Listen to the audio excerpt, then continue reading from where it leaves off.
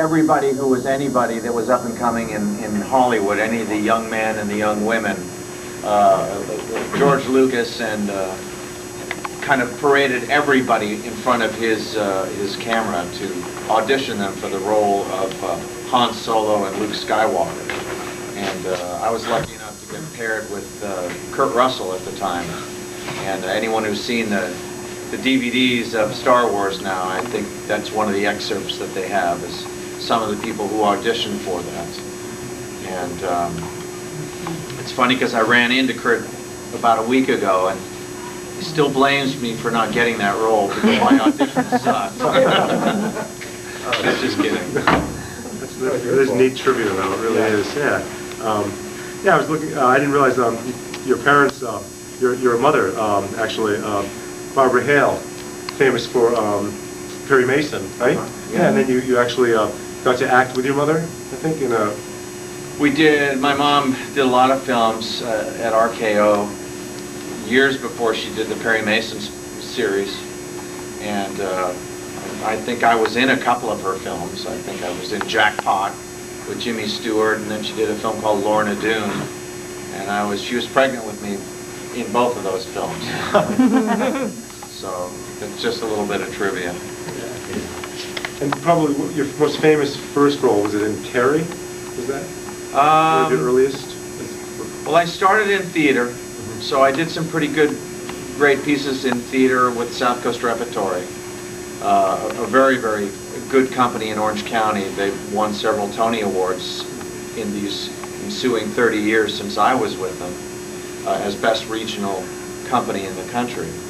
So I had done quite a bit of theater, which I continue to do nowadays.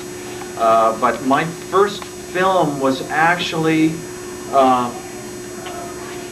was a TV movie with David Jansen and Yaphet Kotto.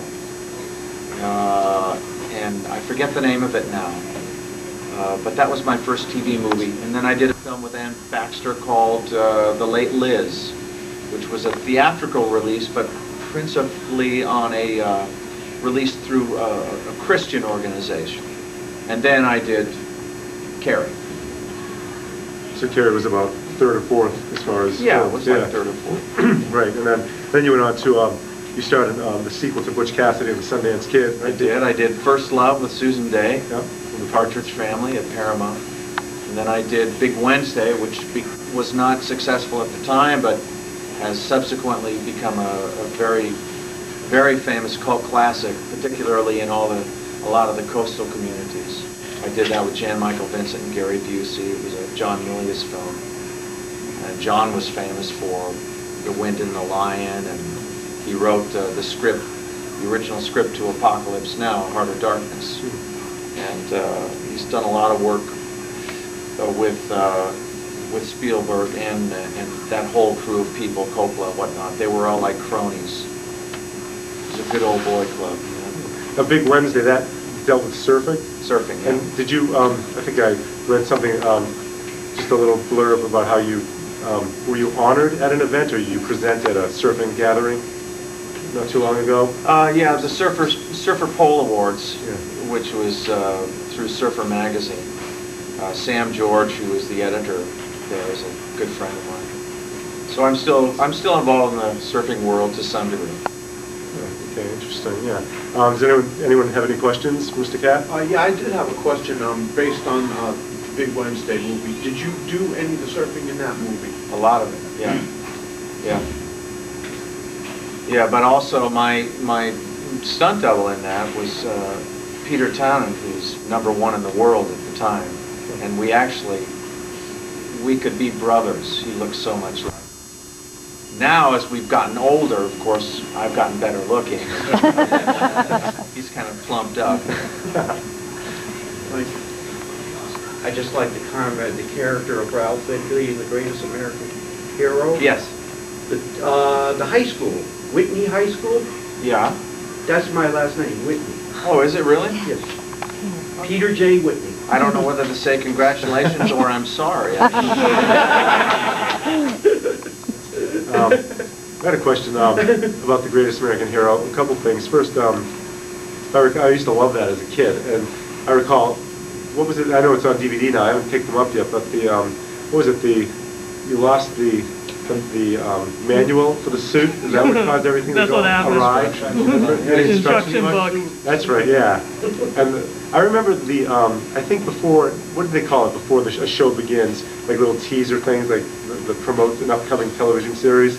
I remember that I was a kid, I was really into superheroes, and something came on, and they showed this red costume, and they were talking about the greatest American hero, and I said the red, and I said, Flash? And I see the emblem. I said, who's that? Who's the greatest American hero? I just thought I would recognize the insignia, but then I was a little disheartened to find out that it wasn't a real superhero, a real being, someone I knew from the comics. But then when I watched the show, I loved it, and I mean a lot of kids and people my age, they just loved it. It was a real hit. Yeah. So do you have any? First of all, did you have a good experience with the show and any stories from it? Yeah? It was a lot of fun doing the show. We had a great time. I don't think anyone laughed as much as we did while we were shooting it. I did. I was a mister. I loved watching the show too. Yeah, we had a good time shooting it.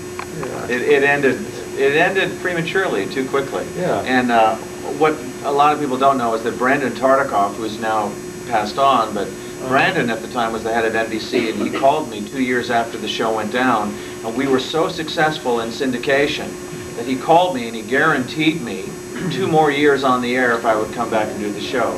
But I could not. I was already doing the Perry Mason specials, and so I was kind of stuck there. And was there a toy made of the character? There was. Was it released? I don't know who did, Tyco Was or it Mego? Amigo. Mego, yeah. right?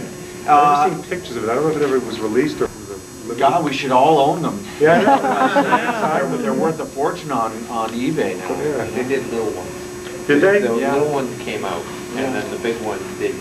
But they made a prototype, right? Recently, there was a show down in Florida where one of the special things that you could get at the show was an 8-inch recreation of Oh. a custom one. Okay. They had like 500 of them. Yeah. Oh, really? And Okay. One of the things that a lot of people don't know, trivia about that show, is that Warner Brothers, that had all the copyright to Superman and a lot of the superheroes, they filed a lawsuit